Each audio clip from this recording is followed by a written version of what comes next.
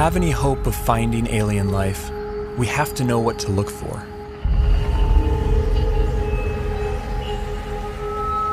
But where do we begin? How do we narrow down a seemingly infinite set of possibilities?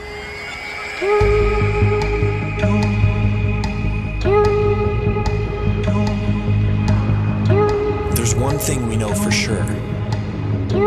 Nature will have to play by her own rules. No matter how strange alien life might be, it's going to be limited by the same physical and chemical laws that we are.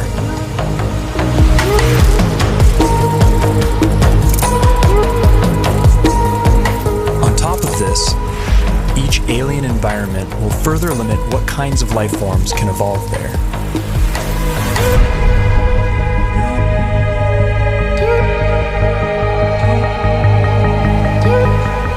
Despite these natural boundaries, the possibilities are staggering to imagine. Trillions of planets, each a unique cauldron of chemicals undergoing their own complex evolution.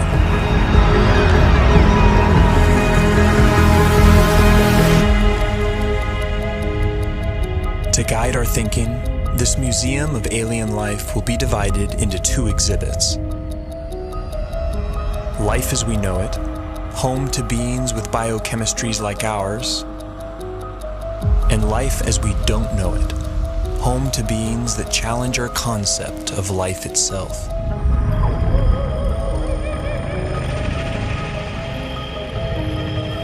Before we venture too far into the unknown, we have to ask ourselves, what if alien life is more like us than we think?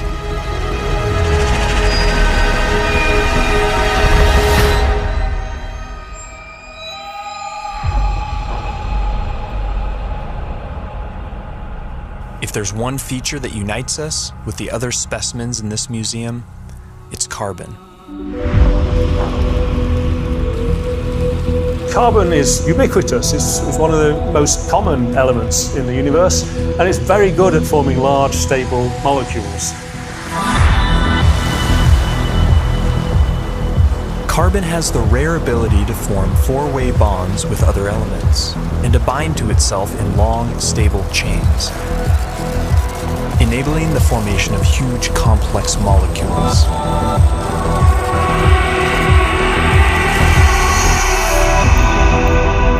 This versatility makes carbon the centerpiece in the molecular machinery of life. And the same carbon compounds that we use have been found far from Earth, clinging to meteorites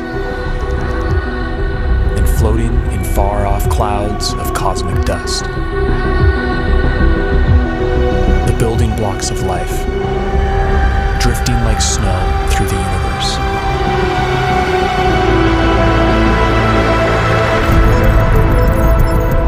And if alien life has selected other carbon compounds for their biochemistry, they will have plenty to choose from. Scientists recently identified over 1 million possible alternatives to DNA, all carbon-based.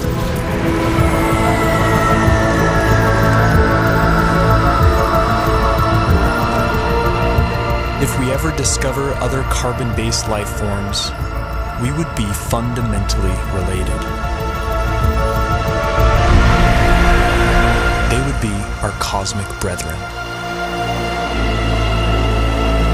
But would they look anything like us?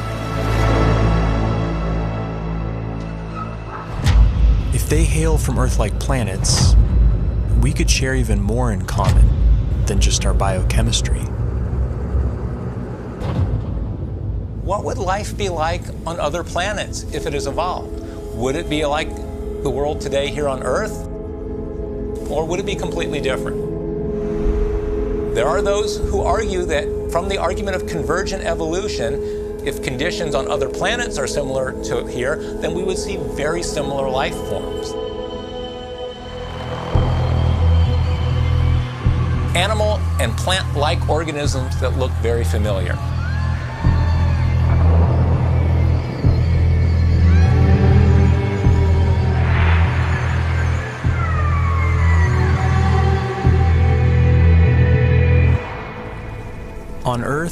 certain features like eyesight, echolocation, and flight have evolved multiple times independently in different species. This process of convergent evolution could extend to alien planets like Earth, where creatures face similar environmental pressures. It's no guarantee, but there could be certain universalities of life. The greatest hits of evolution on repeat across the universe.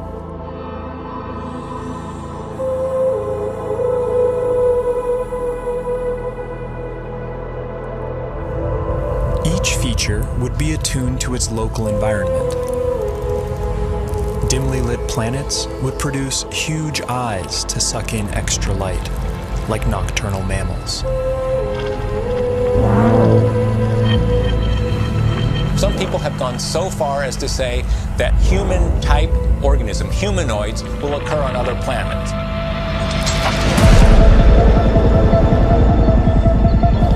The existence of other human-like organisms seems unlikely, given the long, convoluted chain of events that produced us. But we can't rule it out. If just one in every 100 trillion Earth-like planets produced a human-like form, there could still be thousands of creatures like us out there.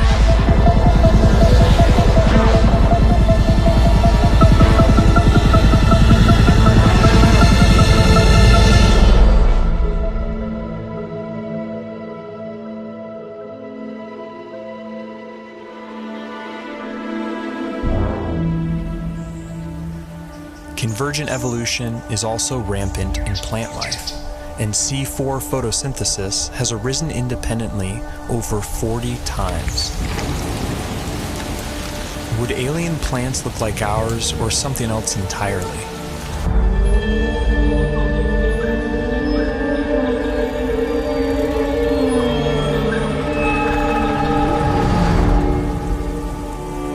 On Earth, plants appear green because they absorb the other wavelengths in the sun's light spectrum. But stars come in many colors. And alien plants would evolve different pigments to adapt to their sun's unique spectrum.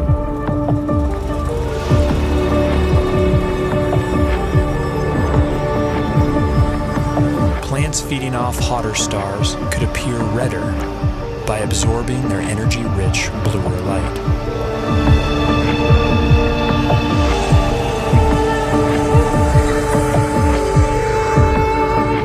Around dim red dwarf stars, vegetation could appear black, adapted to absorb all visible wavelengths of light.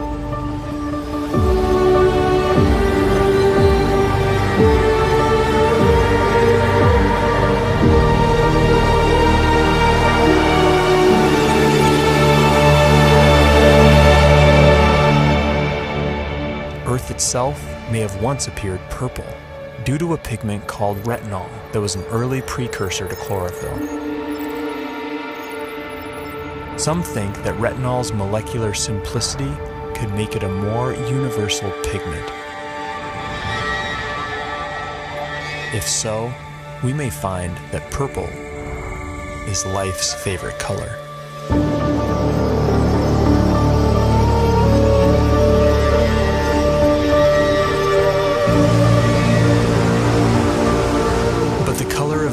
Vegetation is more than just a curiosity.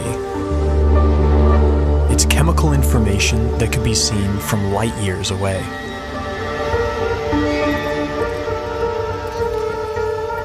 Earth plants leave a signature bump in the light reflected off our planet. Finding a similar signal from another world could point the way to alien vegetation.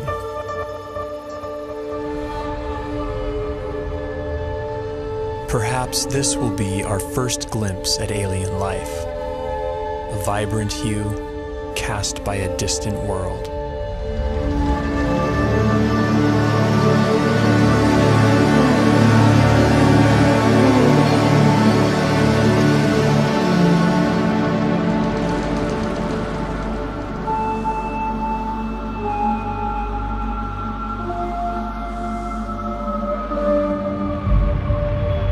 What happens when you change the day length of a planet? What happens when you change the tilt of a planet? What happens when you change the shape of the orbit?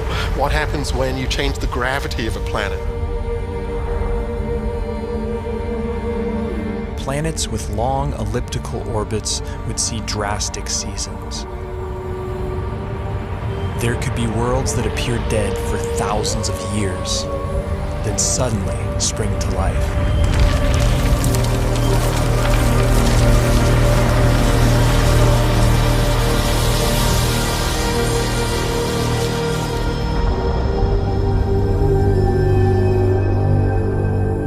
Most of the rocky planets discovered so far have been massive super-Earths.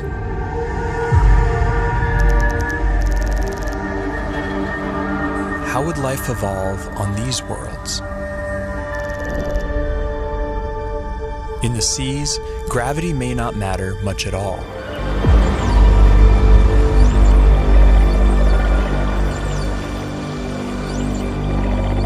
A high-gravity planet isn't high gravity all over. If you're in the sea, and that's where all life starts, there's very nearly no gravity because you're much the same density as the stuff around you. It's when the animals come out on land that they feel the gravity. High G-forces would necessitate large bones and muscle mass in complex life on land. They would also demand a more robust circulatory system. And plant life could be stunted by the energy cost of carrying nutrients under stronger gravity.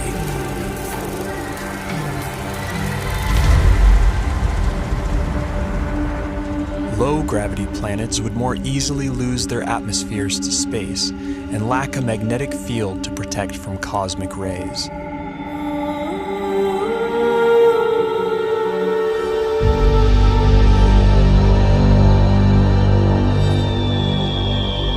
But smaller worlds could be home to secret oases.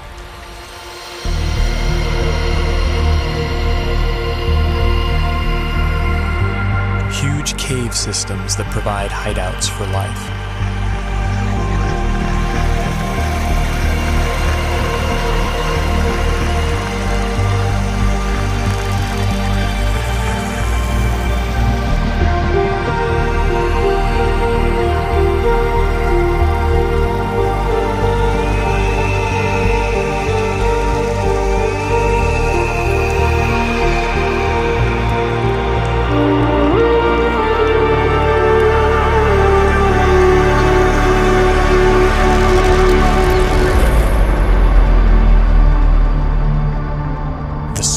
Possible habitable planets are estimated at 2.5% Earth's mass.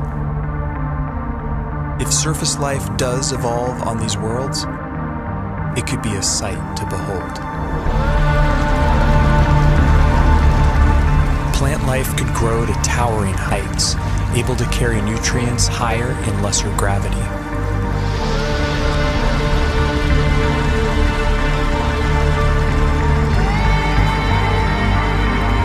Without the need for bulky skeletons and muscle mass, animals could have body types that boggle the mind.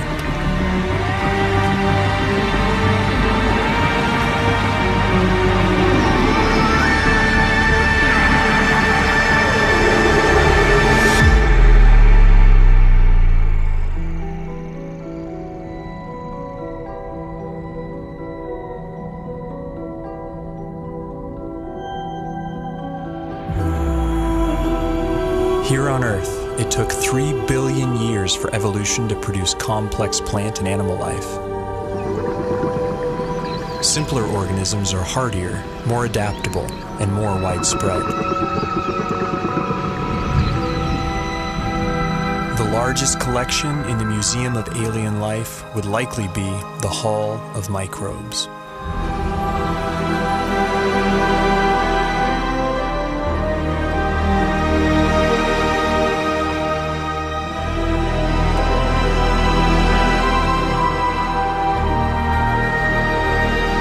Yet finding even the tiniest alien microbe would be a profound discovery.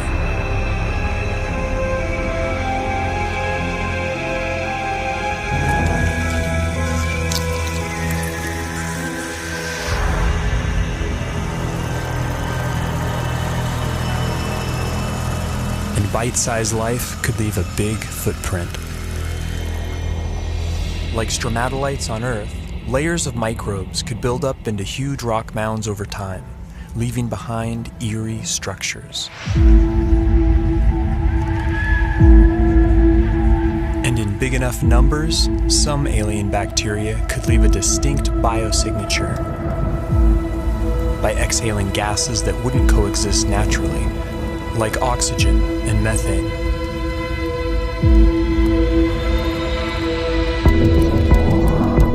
There's ways to make oxygen without life, there's ways to make methane without life, but to have them in the atmosphere together is almost impossible unless you've got biology making those gases at the surface. And it would have an imprint on the planet's spectrum of colors. Next-generation space telescopes could find a signal like this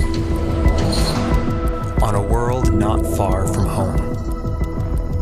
The closest Sun-like star with an Earth-like exoplanet in the habitable zone is probably only 20 light years away and can be seen with the naked eye.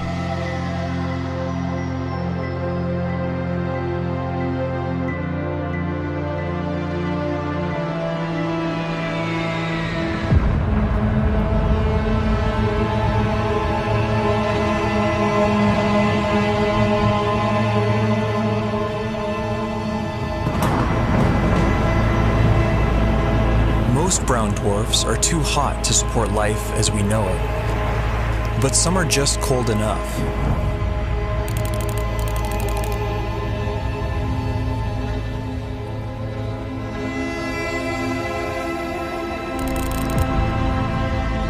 All the prime elements for life have been detected inside their atmospheres.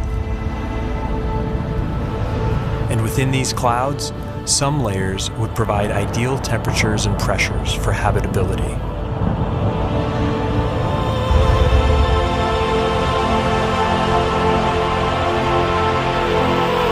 There could be photosynthetic plankton in these skies, kept aloft by churning upwinds.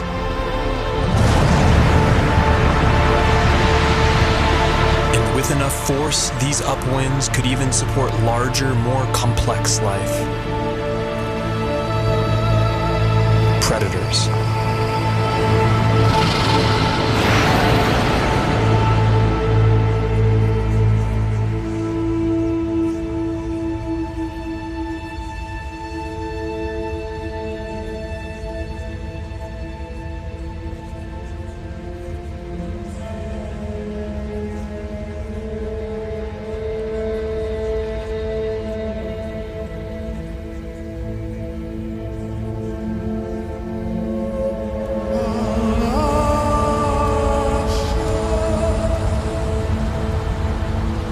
This raises a crucial question. What if we've been looking in all the wrong places? What if nature has other ideas?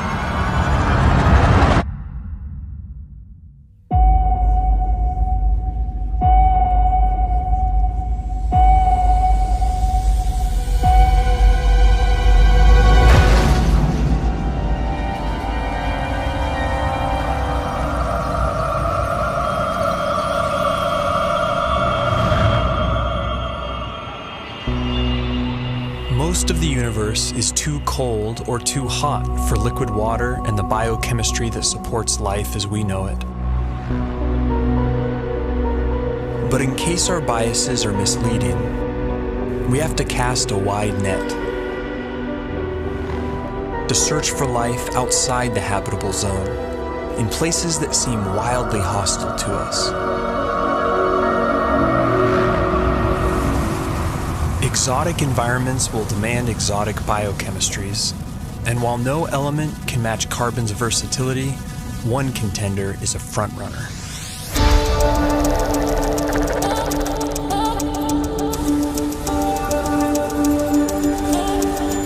At first glance, silicon seems similar to carbon.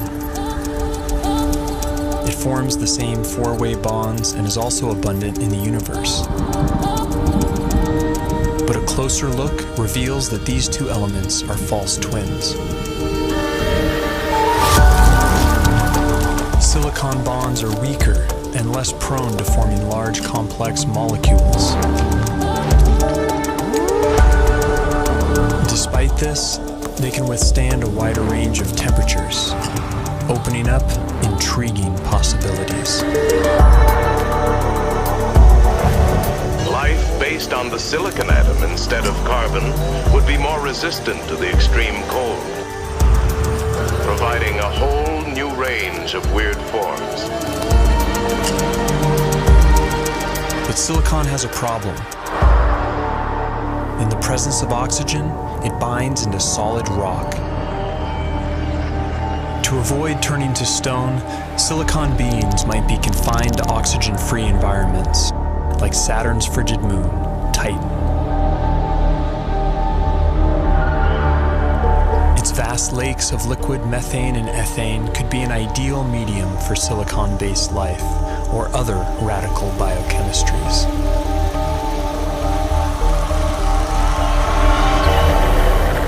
Without ample sunlight, beings on worlds like Titan would likely be chemosynthetic, deriving their energy by breaking down rocks.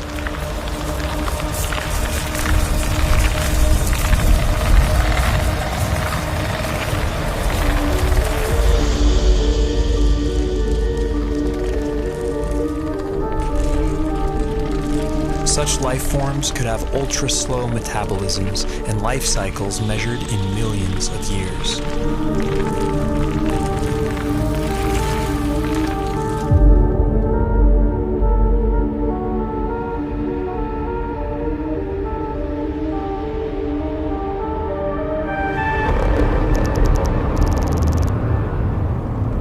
In high temperatures, typically rigid silicon-oxygen bonds become more flexible and reactive, triggering more dynamic chemistry.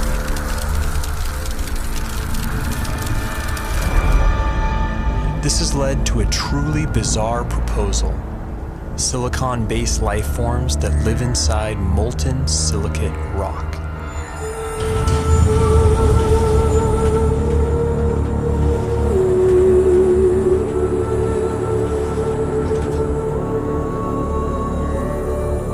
In theory, these forms could even exist deep beneath the Earth inside magma chambers as part of a shadow biosphere. If so, then the aliens are right under our noses. Other shadow biospheres have been proposed, forms of life living alongside us that we don't even know are here, including tiny RNA-based life small enough to go undetected by existing instruments.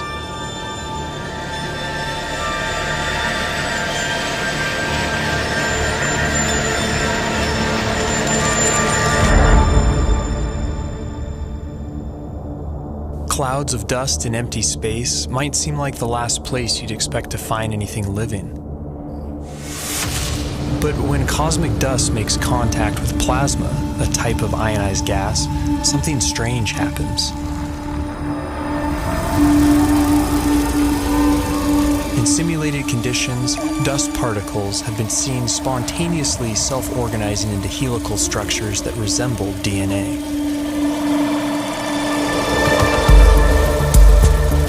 These plasma crystals even begin to exhibit lifelike behavior, replicating, evolving into more stable forms, and passing on information.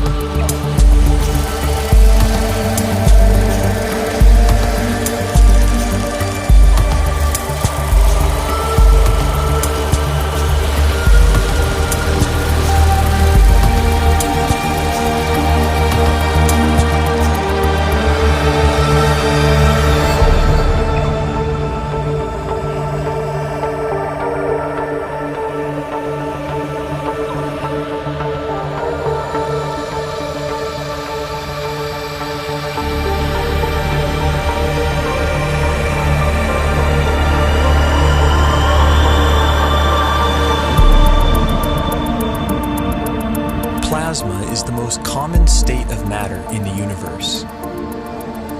If complex evolving plasma crystals really exist, and if they can be considered life, they could be its most common form.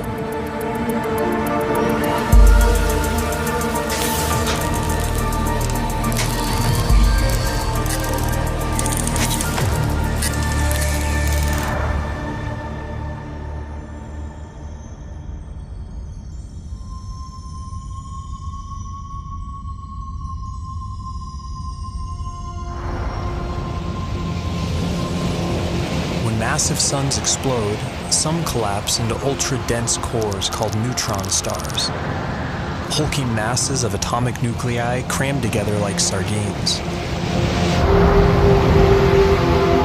Conditions on the surface are mind-boggling. Gravity is 100 billion times stronger than Earth's.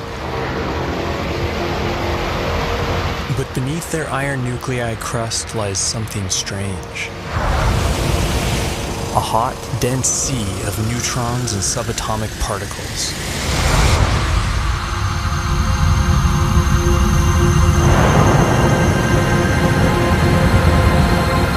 Stripped of their electron shells, these nuclei would obey entirely different laws of chemistry, based not on the electromagnetic force, but the strong nuclear force which binds nuclei together. In theory, these particles could link up to form larger macronuclei, which could then combine into even bigger supernuclei.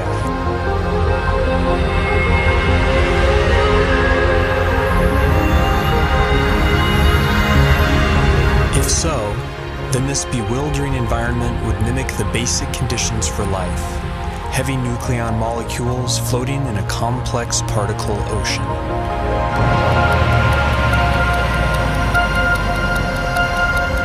Some scientists have proposed the unimaginable: exotic life forms drifting through the strange particle sea, living, evolving, and dying on incomprehensibly fast timescales.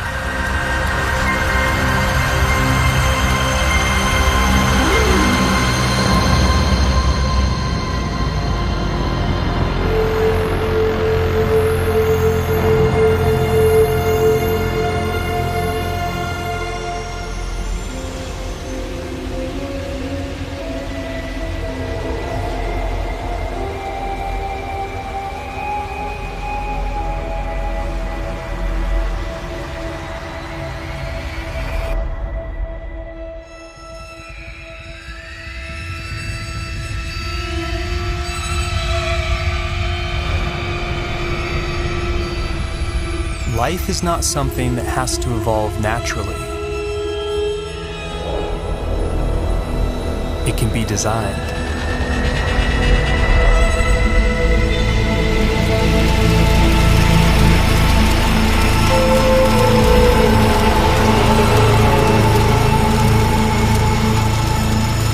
And once intelligence is introduced into the evolutionary process, a Pandora's box is opened.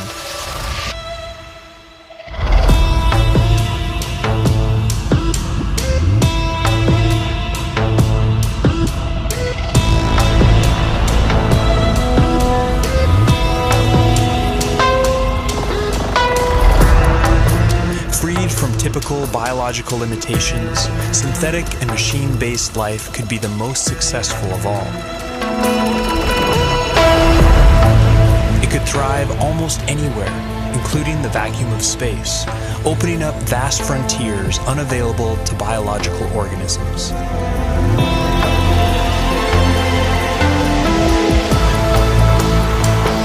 And compared to the glacial pace of natural selection, technological evolution allows exponentially faster growth, adaptability, and resilience.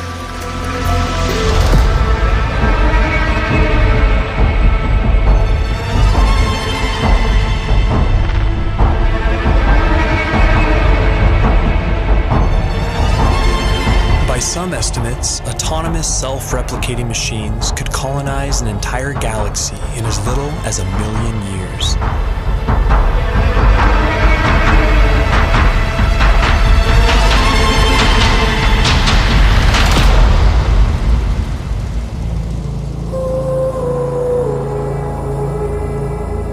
Can't predict how hyper-intelligent life would organize itself. But in theory, there could be convergent evolution at play. The electrical properties of silicon might make it a universal basis for machine intelligence, a redemption for its biological shortcomings.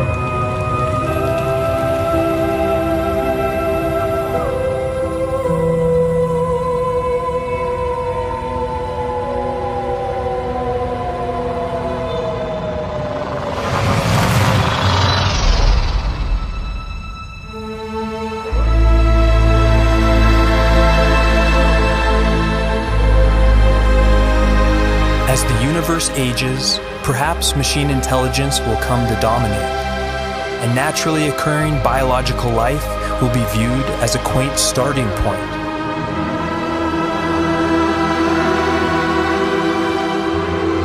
Perhaps we ourselves will lead this transition, and the great human experiment will be merely a first link in a sprawling intergalactic chain of life.